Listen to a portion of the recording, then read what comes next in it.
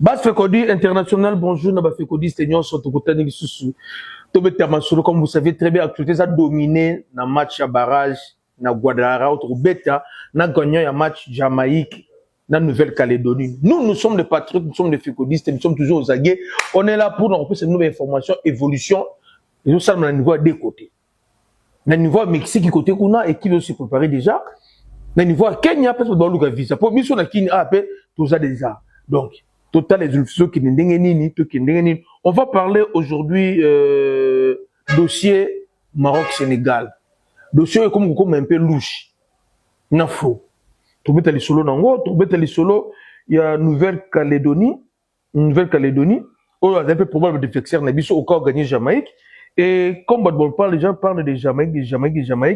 Je vais vous montrer cette dernière match de Jamaïque à Betty. Vous allez voir. Et c'est la Nouvelle-Calédonie, et c'est la Jamaïque. Moutoumorte a bêti na ba diverseur oyo, bisoto bêti na ye durant 12 mois. On tombe à les solo nango. Là, ça va faire plaisir na maman Maï Soumouke. Nous souhaitons déjà le bienvenu ici à Kinshasa, sans oublier papa Papi, Longel, Otopé Chombo, Tebatutu Linga Feko, du Banapu à Paris et Belgique. Bambo Théâtre et Sika Bozali, merci Nabatoudian surtout. Nabo Santé Sacré qui m'a na Peshombo te Kadhafi Mawete également. Bambo Théâtre et Sika Bozali depuis les États-Unis, Kojak, Kabouya. Merci vraiment Kitoko. Il y a trop. On commence avec les dossiers Sénégal, Maroc. D'après les informations à ma possession, le président de la commission d'arbitrage Yakaf, on va rappeler congolais comme Olivier Safari, n'a rapport à Salaki parce que arbitre dans le rapport de Saraki Jean-Jacques Ndala, à l'Oba qui clair, que hier, elle qui est à 4 matchs. Donc, celle qui est à 4 matchs, elle qui appelle cette équipe Mouma Sénégal, le carton jaune, sauf ça dit au Malim de le terrain.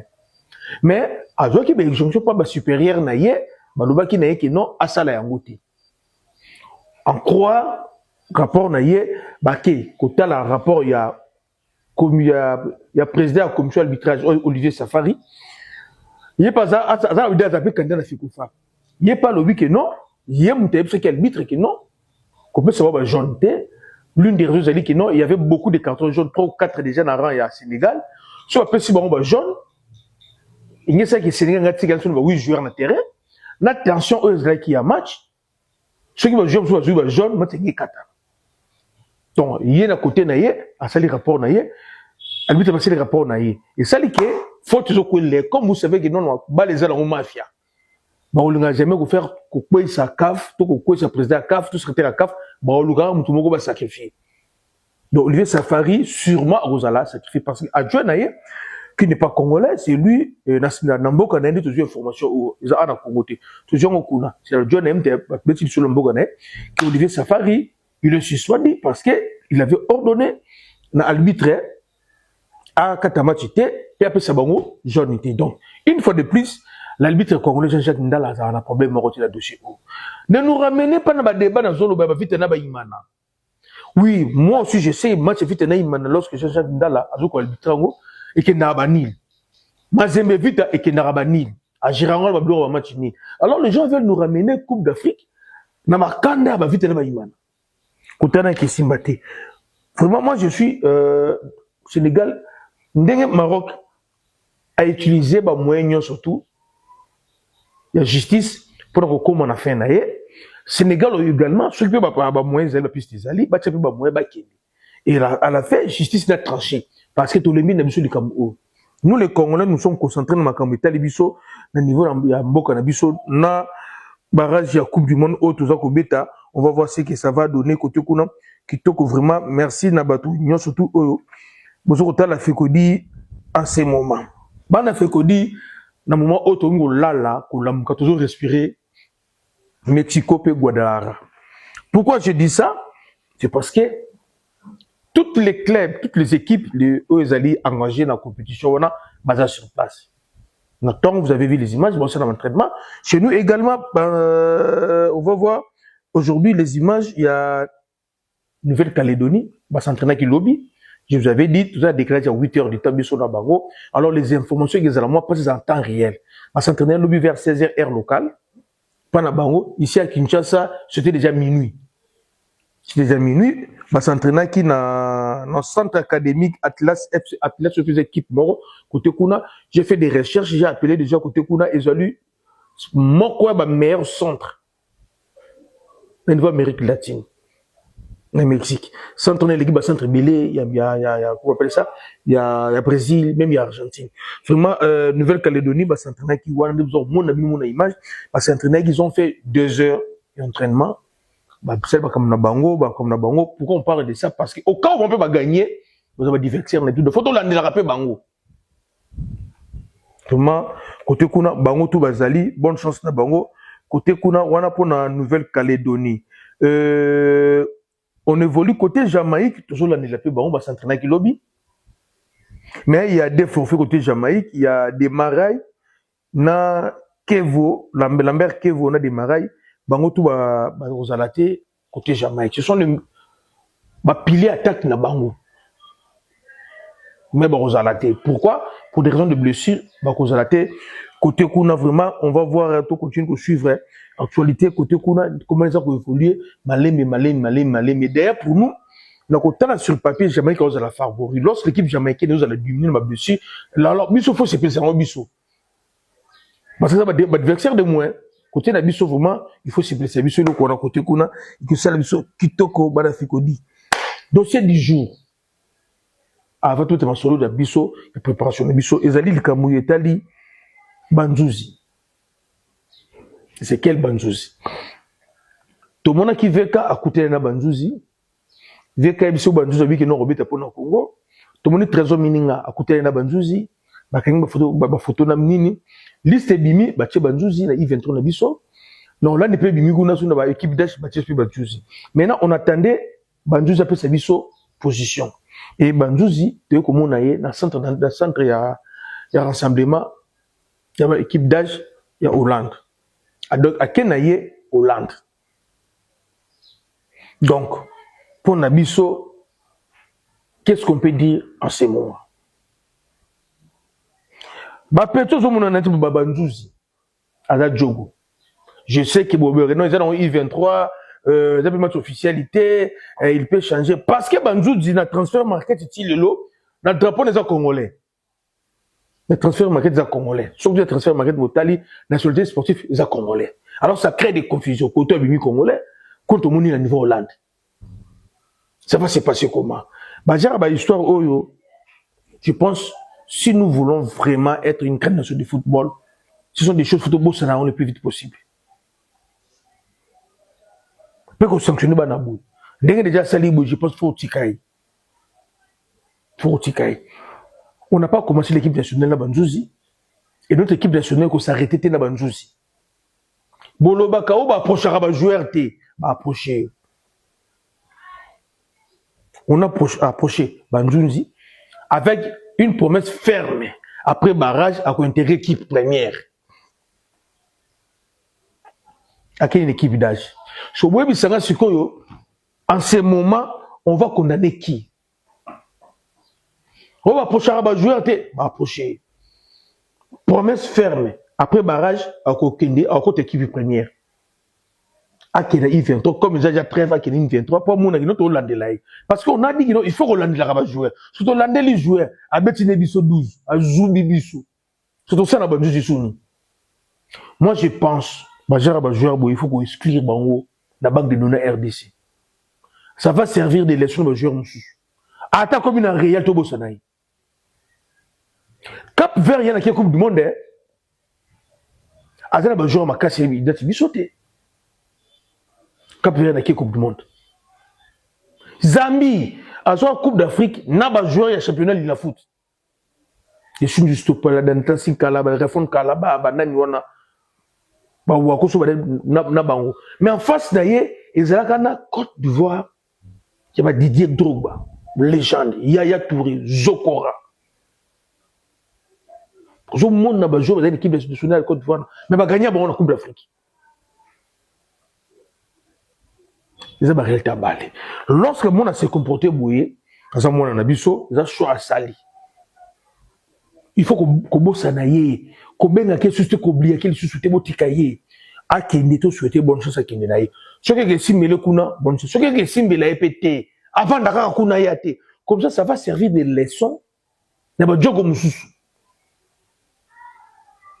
oui ça va servir de leçon na jogo mususu on évolue banjou ça le seul à sa dernier joueur T au RDC fo à son niveau mikili à sa dernier joueur T côté kuna bonne to souhaiter la bonne chance tout le monde roni alingi na bisoté to kangame poani et en plus performance na yé un joueur top T autre que craquer c'est un joueur à devenir un grand joueur à devenir chez nous avec une marge de progresser mon laï mais à quel côté kuna il y a une équipe première bon telle liste Hollande bon moni ba joueur bazana poste wana oh ya zana en Hollande combien ba joueur na poste wana bon moni na ba joueur au kutu ba leki na nu yé na volume de jeu parce que nous ça physique technique dans moi c'est na ou ba leki mais ba joueur bangote tout le loroni mon ça solution na je parle avec Nathan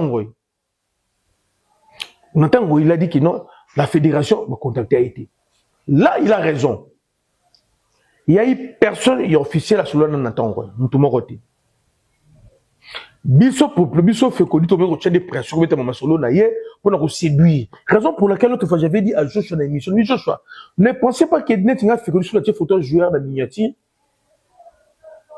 tété ce qui était to sala kango pour relaxer bana wana que na Congo to na besoin na bango que na Congo to landela bango c'est une façon ya ko séduire bana wana et les petits aussi a été séduit de notre miniature les petits aussi a été séduit mais il y a eu mutu moko te ya officiel ya fédération o akina ko solola na ye na niveau ya club basona Chancel Mbemba baki na ye asala choix ya motema aujourd'hui les gens vont fâcher pour Nathan Ngoy Chancel Mbemba vous fâchez pour on peut pas obliger un joueur de venir jouer l'équipe nationale mais obliger et ça la rater il faut la motema na ye Chancel Mbemba c'est qu'on est une petit sala choix ya motema na yo choix qui ne Belgique ça la choix ko regretter ka te lobby ce qu'il y a au Congo, c'est la chose qu'on assume.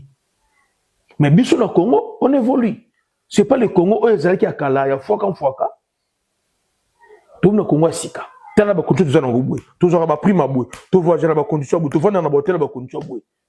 Si on t'avait dit que notre joueur va plus me cosimino, si on t'avait dit que tu vas voyager bien, tu voyages bien, tu vas cosimino. Si on t'avait dit que tu vas bien, tu vas cosimino. À espérer que le bloc union sur toi, pratiquer le pétionnat face à la réalité. Et là, que vous ne pas Nathan Ngoy, ceux qui entraînent des ça va bien qui moi na mais Nathan Ngoy qui est en Belgique. Souvenez-vous de Belgique, il a recruté à jouer comme à sélectionner un choc. C'est déjà Belgique pour sélectionner joueur un choc. Allez-y comprendre. Parce que le cœur de l'enfant pense pour le Congo. Et l'enfant ne peut pas venir qui boudi. Après que la fédération a bien gagné. Toi tu les motos. Tout ça là n'a pas son motif pour moi. Tout condamné moi na et que nous côté qu'on a vraiment merci qui toko trop. Nous on évolue et ça n'a plaisir d'avoir tout le monde qui fait na yebi ou fait de l'Albanie pour mama Guadalajara notre papa na yebi sur téléphone et ça à tout moment quand on se peli quelque part Guadalajara de fait message de Guadalajara donc il n'a pas se nous bramako ceux qui nous s'abonner au tomber na loko dans émission au bas figure international c'est les moments parce que awa au ko joue la vérité union surtout ba image union surtout intégralité à préparation puis un match tombé na victoire ambiance avant pendant après match. On la chaîne de faut s'abonner pour ne pas rater. Mais avant de comme à côté nous voulons aussi une fois de plus, comme je vous avais dit, le lundi, le président de la République devrait à principe recevoir Bananabiso Léopard U25, il y a basketball sur fauteuil, pour toute chose faite par le chef de l'État. Le chef de l'État avait reçu Bananabiso champion d'Afrique, championne d'Afrique U25, il y a basket sur fauteuil. Ayambaki, on a président de la fédération GG Kizuba Nata. Ayambaki Bango, je sais que prime présidentielle est Zalaki. Tokoro Bango, c'est pas important. Il y a Koloba, donc le plus important, c'est de dire président Ayambaki Bango. Na moni baba kele comme non, les Africains, papa. Il faut faire la part des choses. Jeux africains, ça Coupe d'Afrique des spécialités. Jeux africains, on regroupe discipline et belé. Boki Kobeta. Et impact nango na Coupe d'Afrique. Coupe d'Afrique, c'est la Coupe d'Afrique. Et c'est la boxe, c'est la Coupe d'Afrique. On a regretté, quand ma petite émission de boxe, la Coupe d'Afrique, on a dit que ah, président Yambara Bango, t'es sur ce de souka, faut tout le général Yolo, ce de souka. Lorsque tu as une Coupe d'Afrique, vous gagnez, je pense, vous devez être quand même honoré. Et c'est la Coupe d'Afrique, il y a judo.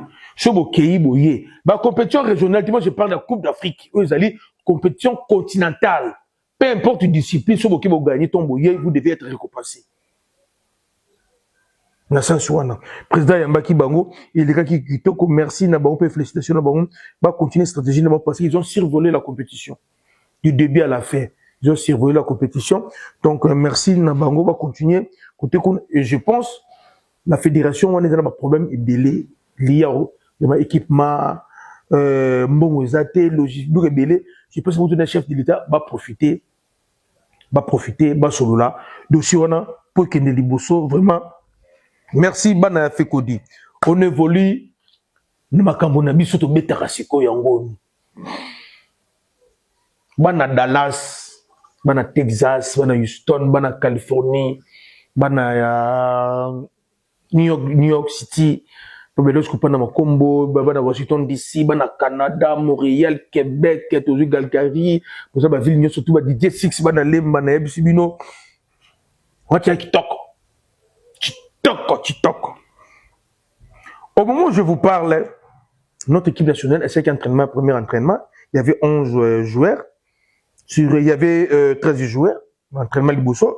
On avait Edo Kaimbe, Bayan Bayeye, Koki Bouchiri, Nathaniel Mbuku, Grady Diangana, Simo Banza, Mayele, Fayulu, Maswaku, Meshaki Elia, Bongonda, Twanzembe, Nawan Bisaka. Bah, s'entraîner qui déjà, les images qui sont en Meshaki Elia, il est là. Tout le monde pensait que Meshaki était blessé. Et on s'est posé la question, qui va remplacer Meshaki Elia? Nous tous, on a vu Meshaki Elia sur place, à s'entraîner, à ça, il s'agit à la salle de musculation, avec le contrôle médical, pas docteur Mbungu, à salle d'entraînement ensemble, na baninga na bango. Dans le bac, on a une émission, je pense qu'il y a 3 émissions passées. Nazé n'a pas convaincu que la blessure de Meshaki Elia. Je sais que les joueurs sont à bouer. Les joueurs sont à banque, c'est à Mako. Je me souviens que Moutoussami, il y a 5 ans qui sont dans le club. Avec un ménage à Bétiti. Les joueurs sont belés, ils sont à bon. Parce que tu vois, il y a des joueurs ah, toi, pour un match, on a un bimana, pour un bami batila. Bangouana. Baza côté kuna. Les joueurs, oyo, bazo komba, bakomi, bazo baksama. Nous avons un nombre de 11. Tout allez dans Epolo, au Bazokoma, même si vous avez un pourquoi, donc ils ont déjà problème de décalage à Erna Bazou vol. Tout ça dans Mathieu Epolo, tout ça dans Lionel Passy, Joris Kaimbe pour votre information. Epolo a repris sa place de titulaire, l'équipe des Standards de Liège. Tout ça dans Lionel Passy, tout ça dans Joris Kaimbe, également au côté Kuna. Tout ça dans Steve Kapwadi, tout ça dans Dylan Batumintika, Noah Sadiki, Moutou Sami.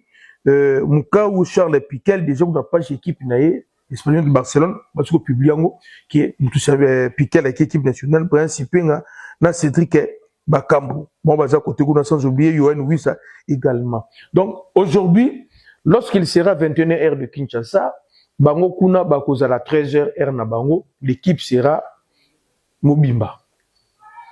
L'équipe est la Mobimba côté qu'on a donc Bango tout, mais en entraînement lobby, Bazoya basala ki ndambo baza sur place, misusu bazoya nzela mon côté bazoya ndambu.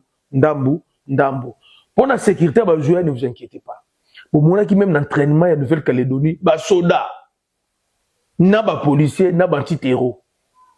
Bazala ki wana. Na drone, likolo yo peut jouer ça entraînement. Donc ça vous dit que non, côté sécurité, côté qu'on a problème égalité, bana ya fait coder. Côté Jamaïque également, Jamaïque a s'entraîné qui il n'est pas s'entraîner qui le but n'a pourquoi il est qui dans le qui dans le bango azan a 2 blessés au boroyate taka vraiment de points naïf vraiment mi balé bazati côté kuna on va voir ce que ça va donner en image. Je vous mets le résultat. Il y a un match sur Jamaïque à Betty Constant na Sali. On va voir une équipe jamaïcaine Azo Kokorocha plus de débutés. Sur un check début, il faut encaisser. Alors qu'on a pu débiter, bah match tout ya makasi aza ko beta, soit celle ni la 0-0 t faut encaisser. Donc c'est une équipe au défense nango eza prenable. Force équipe oyo, ils allaient peut-être ligne d'attaque nango, oyo marquera na match nyon surtout, mais marquera ba bien belité. Faiblesse na bango, ils allaient défense na bango. Oyo soit bête une équipe à makasi, azo ko encaisser. Cette année ou l'année passée, lorsqu'on regarde sur les 15 matchs joués, la barrage, 13 matchs joués, il y a barrage, il y a coupe du monde, plutôt qu'on fait comme Eliwana, 13 matchs, plus c'est le 8 matchs, je pense plus les 6 matchs, il y a éliminatoire, il y a Coupe d'Afrique, ça nous fera 16 matchs, plus les 4 matchs joués, à niveau à Cannes, ça nous fait 20 matchs. Sur les 20 derniers matchs au RDC Betty, il y a une équipe de mon côté, Oyo, Jamaïque, dans le classement à FIFA, Nouvelle-Calédonie, dans le classement à FIFA, l'équipe Bango n'a 5 places. La majorité, au Tobeti Bango, avant Bisso, nous avant Jamaïque. Donc nous, on a joué avec des équipes aguerries que Jamaïque. Sur le match na Bango, na Kiransa, pour créer des autres petits entraîneurs de la Longwa, vous allez remarquer que les ailiers na Bango, c'est qui maîtrisable, na ba latéraux de Kiransa. Bien qu'il y ait qui 3 poteaux, ceux qui bien quotité, papa quotité, on s'est bien noté. Oh, bah, betara 3 poteaux, papa, et compte à quitter, ceux qui continuent les habits, ceux qui papa, betty 3 poteaux, bimibi, rien. Ça prouve quoi? Ceux qui continuent les missions de sable, à 8 ans, il y a quoi analyser l'équipe à Jamaïque. Avant de livrer ma bango. Vous comprenez? Avant de livrer ma bango, je vous dis, peu importe, j'aime que ça là, pour gagner. Parce qu'on a compris que non, la défense il y a Jamaïque, à chaque fois, il y a une équipe à Mounini, à Nkisaka. À Nkisaka. Et attaque il y a à chaque fois, il y a une équipe à Mounini, à chaque habité. Or, nous, sur les 20 derniers matchs de Betty, là, des cercles, tout ça peut être Bango, parce que tout ça dans la confédération, mon côté, tout peut être un peu n'engagé mon côté. Sur Talibiso, les matchs contre le Sénégal, tu marques, tu Nkisaka. Mais sur le Sénégal, il y a Jamaïque, il n'y a pas de match, il n'y a pas de photo. Même si il y a un match, on a. Sur le Wana, tout ça, nil na Égypte. Tout ça, nil na Maroc. Tu gagnes Cameroun. Tout ça, nil sur terrain 90 minutes na Nigeria. Nigeria, ça l'a dédé naïe. Oh, bah, tout le monde va gagner l'ango, mais il faut aller dans le Nigeria, d'autres sur la bango. Mais, je dis, Nigeria, ça l'a dédé na bango, ça l'a match ni. L'objectif en match, c'est un match amical, c'est l'objectif. Peut-être que c'est là qui va travailler, peut-être Miden na bango. C'est un match amical. Alors, nous, Robert Anaye, c'est un match officiel. Sur papier, bandeko nangai, sur la Jamaïque nabiso, nous toujours bakaka. Ce qui coach nabiso des sabres, avant de la Jamaïque, à sali analyse la Jamaïque bien. Déjà, lorsque déjà deux joueurs na bango majeur ba robetati wana, les deux petits na robetati, donc l'île d'attaque de bango ils a affaibli. Ils a affaibli. Bango bazana bobeta bala physique bakoluka kobeta la biso bale ya vitesse mais seulement bakobeta la biso bloc bas parce que lorsqu'on regarde tous ces leurs entraîneurs azol ba conseiller na biso ils ont dit qu'ils n'ont pas de joueurs pour ba concurrencer biso donc bako ya la biso pick and té de fois il y a ce système assez ngom on comprend qu'ils bobeta bloc bas comme bazam na ba joueur à vitesse mi pandi bako compter na ba contre-attaque. Dès qu'on parce que nous, maintenant, RDC, on a un sérieux problème. comme notre milieu du terrain tournera bien, animation du milieu du terrain, ça crée un problème. Nos médiateurs trouveront difficilement attaquer na biso. Lorsque l'équipe adverse va mettre un bloc bas, pas na biso, c'est mort. Et comme il y a maman n'a pas problème. Peut-être on a que Théo Bongo n'a pas Persaka. Côté droite, et c'est fini. On n'a pas un médiateur jusque-là. On a une qualité de passe locale là. Qui coûte temps à la gêne. Ça c'est un. Et on n'a pas de médiateur. On va tirer des bandes carrées. Lorsque balozo bima, on va bâtir. C'est bien ça là en côté. Oui ça, Mpandi gauche. Oui ça lorsque azokota abeta na gauche, soit na ballon. Oui ça sera jouer ballon, aya pour moi qui est na pota Chabi. Oui ça aura ballon na gauche, té aya na on a 4 fois 4 passes. À côté, oui ça aura ballon pour que Chabi. Nous devons nous attendre que Bobet Lebso bloque bas. Bah qu'on procéder na ba contre-attaque. Pourquoi? Bah ça la vitesse. Bah en train de avec ba concurrencer bisoté. Oui, donc bah rolinga pas Bobet Lebso bloque bas. Na ba petite pressing oyo ke zale ke souka na milieu du terrain peut-être. Bon c'est la pressing à l'écoloté. Bobet Lebso bloque bas. Na ba petite pressing moko bouepo ba mbouye biso kaka ba mbouye biso. Et bakoya l'engagement physique. Bakoya l'engagement physique. Faut tout s'attendre le kwana. Il faut que l'entraîneur a préparé l'équipe dans le kwana. Comment faire pour contourner ce Robert bloc bas? Comment faire pour contourner Yango? Leur point fort encore, ils allaient ba corner, na ba centre. Tellement baza ba lancer bah, c'est beaucoup de tête. Heureusement, chez nous, on est chanceux, mais bête à coup de tête. Ton dit bête a aussi coup de tête. Il y a Piquet, la bête à coup de tête. Il y a, comment il s'appelle encore? L'autre là, Bissaka Azamoulaï. Jusqu'à Yémina, ma soeur coupée, madame, je sais pas notre titulaire. Donc, équipe, on a des Zabongo. Toye bien. Peut-être on joue Takota là-bas.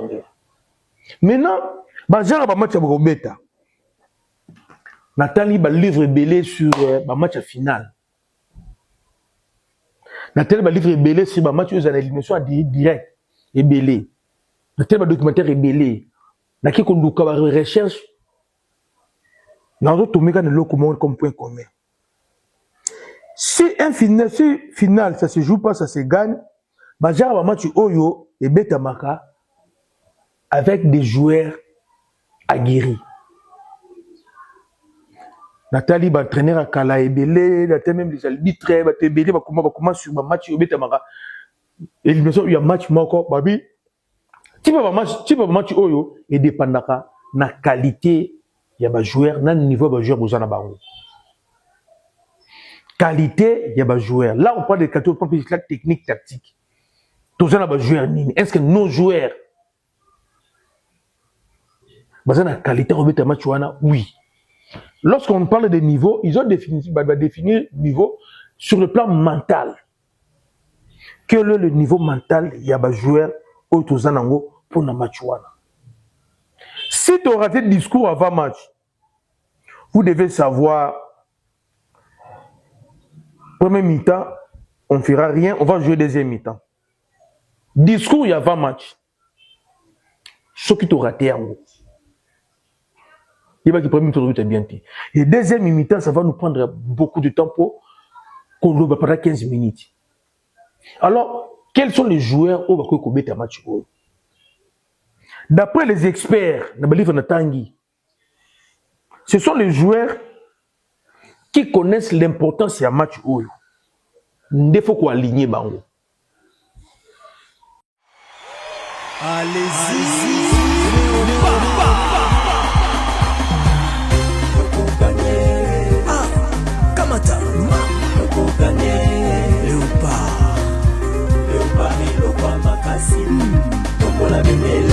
Allez-y Léopard, Tokolonga,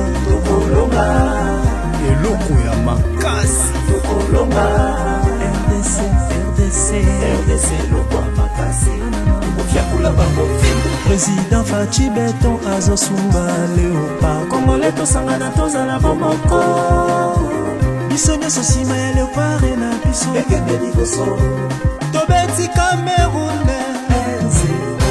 tobeti Nigeria fimbola bendele kwea te RDC eloko makasi tosangani lelo allez-y Léopard toye mobondo allez-y Léopard ora Congolais nyonso allez-y Léopard sima ya Léopard allez-y Léopard son excellence Didier Boudimou ministre des Sports le génie blanc un jeune de la nouvelle génération Team Diaspora Simanayo États-Unis RDC Monde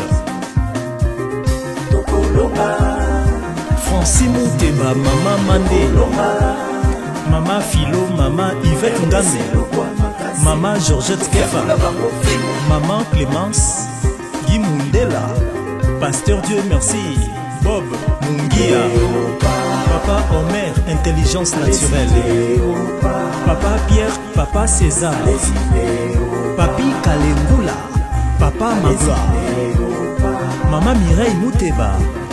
Fachi Beton, Bétonné Bango. Motema ya Mama Denise Nyakero. Didier Boudimbo, le génie blanc. Un jeune de la nouvelle génération, Team Diaspora Simanayo.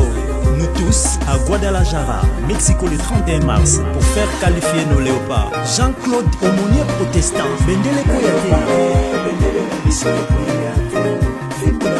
Donc on gagne. Allez-y léopards. Congolais. Allez Sepela. Congolais Sepela. Allez gagner.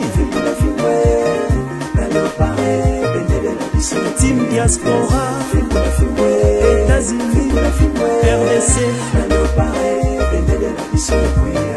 Matissa Bendele Damatissier Génération Team Diaspora États-Unis RDC Monde soutient Léopard.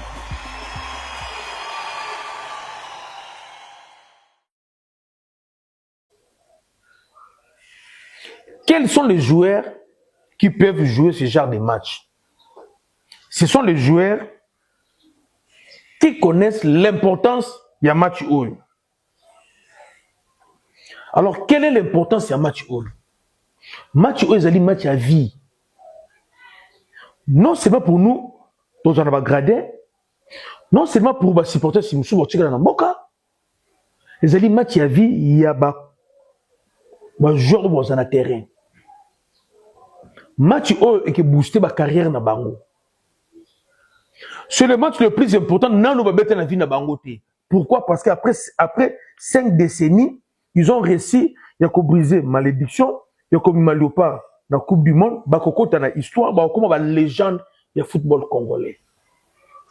Depuis temps papa qui doum, papa Mayanga, papa Kebo, papa Montex, tout le temps à bango. Tout le temps à la génération haut. Tout le temps, Bedo Kayembe, Joris Kayembe, Bisaka, Toazembe, Mathieu Polo, Michel Elia, depuis tout le temps à Bango. Les alliés matchs où ils ont changé à venir, il y a des joueurs rebellés. Et vous verrez que non, tant que beaucoup de joueurs seront respectés dans ma carrière à Bango. Bon, comme modèle, dans match wana. Alors, les joueurs, oh, baby, histoire, n'importe quel match où. C'est tout ça, Bango. Je vais vous citer. On commence par Chancel Mbemba. Aujourd'hui également Bakambu, Michel Elia, Edo Kayembe, Yohan Wissa, Moutousami, 1, 2, 3, 4, 5. Les 5 que je viens de citer là, ce sont les joueurs Oyo Babi, vraiment importance. Le match haut. D'autres et les d'autres, ceux qui conservent Bayana Bango, peuvent se servir d'un match haut pour l'avenir na Bango. Ici, je prends Noah Sadiki, Mukaou, je prends beaucoup. Oui, beaucoup Awa. Les jeunes là, tu as Mathieu Epolo, Lionel Passy, Timothée Fayou également. Tout le Timothée Fayou, tu fais tout chayer. Et ça, joueur Oyo. Tant que vous gagnez, vous allez voir carrière dans le club et qui changer. Et qui changer. Donc, nous devons avoir des joueurs qui sont prêts à jouer pour l'équipe nationale. Mais les joueurs qui sont prêts pour nous remettre un match haut. Remettre l'équipe nationale n'a rien à voir dans le match haut. Match haut, ils allaient au-delà du match tout en équipe nationale. Ils ont des matchs demi-finale, tout match finale, la Coupe d'Afrique. Ils allaient différents dans un match éliminatoire. C'est un match de 90 minutes, mais qu'il faut changer. Réputation à joueur et que changer avenir, il y a carrière à joueur ébillé. Raison pour laquelle Nakotanga, un ancien entraîneur belge, comme le Kiminga, à l'obin, dans match Oyo, ce qu'un joueur n'est pas capable de jouer dans le même rythme, même système de jeu, même intensité, il y a match, il y a 100 à l'air. Si un joueur n'est pas incapable de jouer 100 à l'air pendant 30 minutes, vous êtes dans le classement.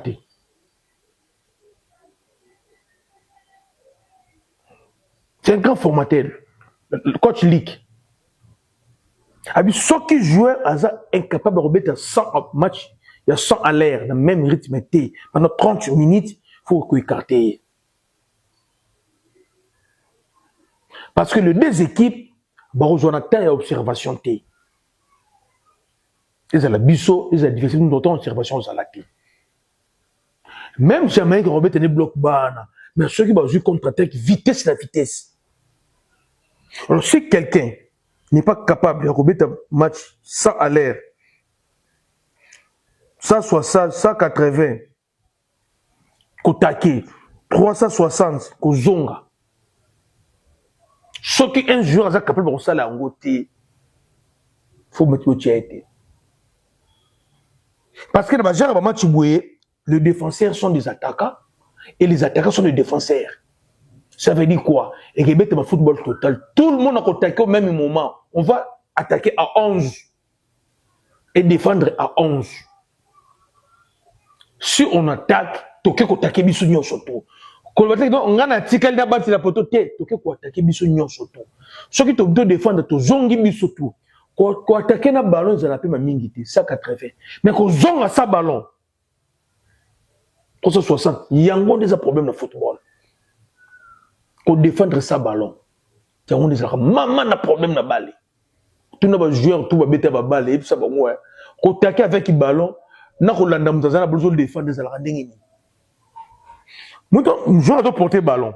Tant on doit kima, sur tout petit ballon pas. Même sur le plan mental. Et ça diminue le stress na souffle. Mais sur yo zo landaye, ozo tout est l'autre côté. Ça crée un problème. Maman a un problème. Bref, pour dire que on doit préparer nos joueurs dans le compartiment nyon surtout. On a besoin des psychologues. Non, tel joueur. On doit parler dans les joueurs.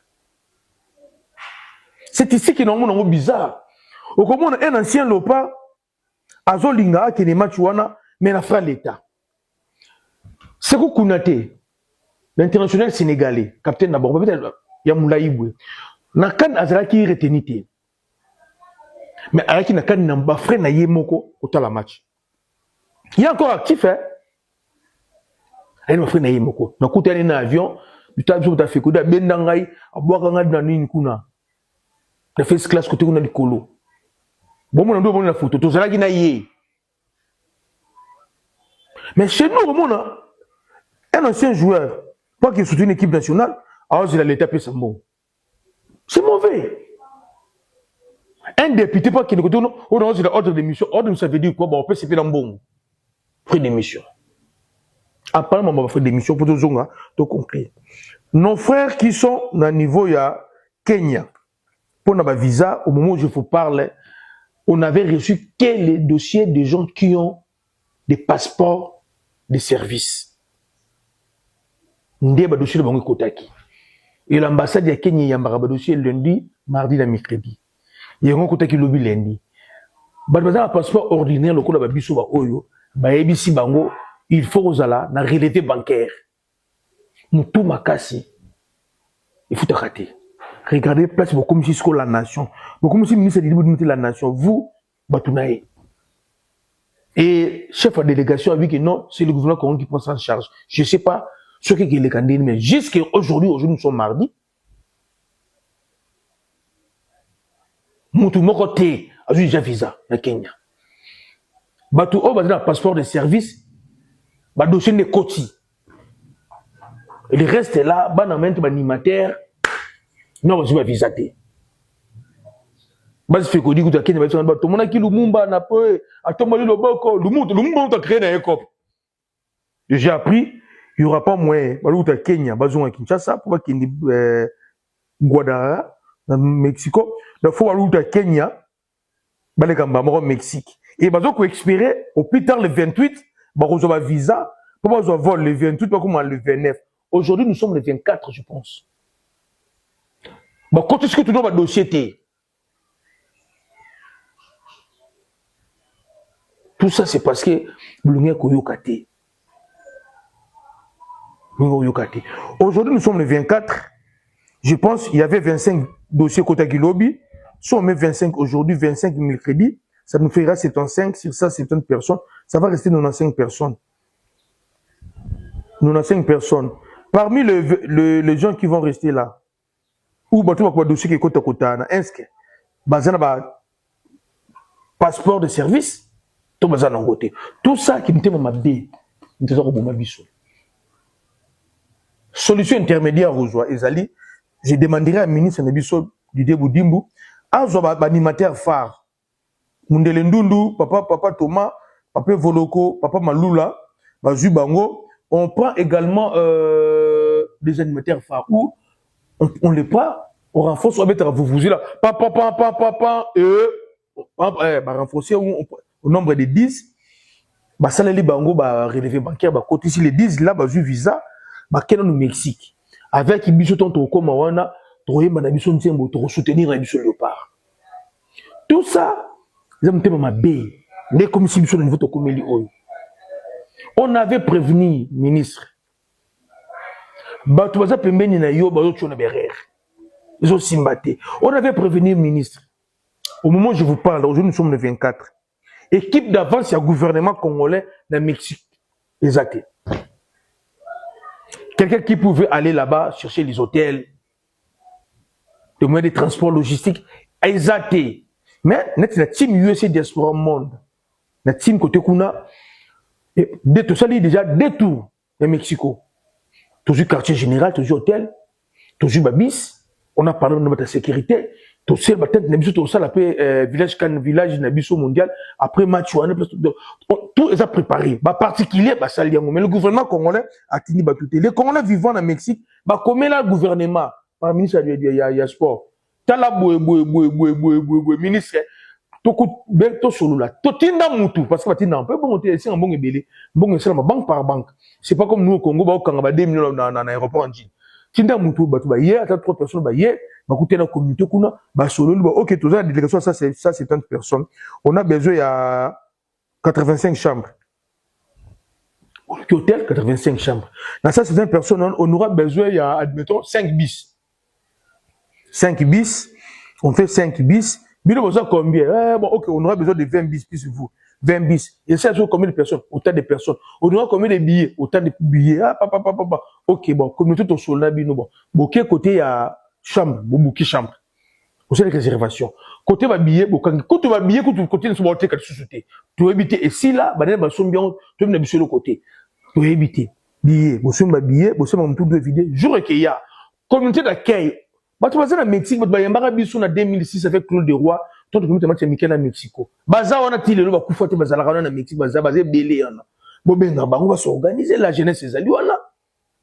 Soit qu'il y a un centre, un foyer, côté église, il y a église catholique.